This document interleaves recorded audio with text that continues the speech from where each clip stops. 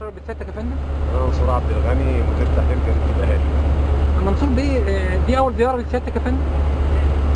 بعد الحفر أول زيارة. انطباعك إيه يا فندم؟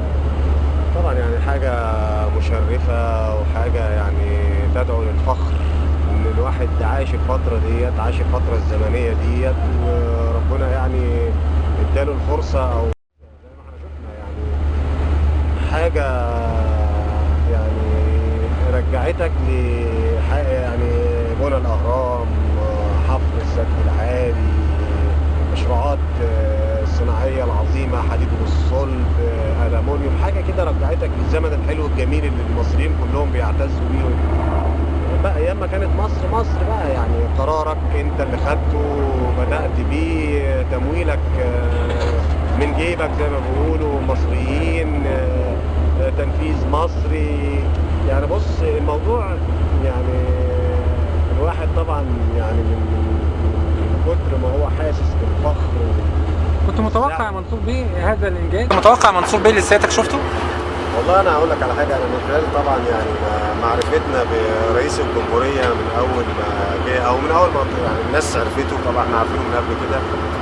الراجل ما قالش حاجه واخلفها، ودايما لما بيقول ما بيبالغش، ودايما لما بيقول بيحط الناس في ارض الواقع. وطبعا كان لما الراجل طلع وقال ان احنا خلال سنه وبتاع ثقه فيه، وان احنا طبعا قبل كده ما اخلفش، فكنت متوقع ده، ومتوقع ان هو هيتم في ميعاده، وان الراجل ده عرف زي ما بيقولوا كده كلمه السر بتاعت المصريين، بيقدر يحركهم ويمشوا وراه. يعني ربنا يوفقه. رسالتك للشعب المصري اللي جمع 64 مليار في أقل من 8 أيام لأول مرة ربما في التاريخ. والله انا عاوز اقول للمصريين، اي حد هيجي هنا هيحس ان هو ما عملش حاجه، بل بالعكس اقل حاجه عملها ان هو دفع فلوس، ساهم في تمويل المشروع العظيم ده. يعني لو هو جه هنا انا متاكد ان ناس كتير هتقول لك انا هقعد اشتغل مش همشي.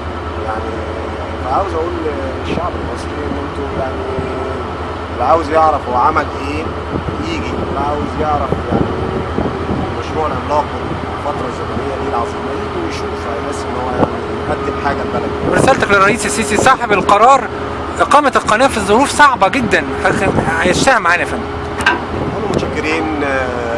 القرار ده خرجنا من فترة صعبة جدا، وفتح قدامنا أبواب كتيرة من الطموح والأمل، وقال لنا إن أنتوا ادانا إحساس إن إحنا نقدر نعمل حاجات كتيرة غير قناة السويس، مشروعات قومية كبيرة لسه موجودة. يعني هو قال لنا إن أنتوا تقدروا تعملوا، فهو فتح قدامنا باب الأمل وأحيا فينا روح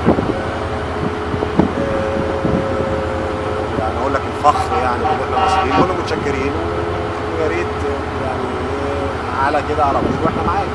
رسالتك للجيش المصري اللي قام بالإشراف على المشروع وتأمينه من أول مرحلة. المصري بقول لهم ان انا يعني طبعا ما اقدرش لا اشكر ولا عاوز اقول لهم ان انتوا ايه، يعني مش عارف اقول لكم ان انتوا ابقيتم لنا مصر، بس يعني ابقيتم لنا مصر.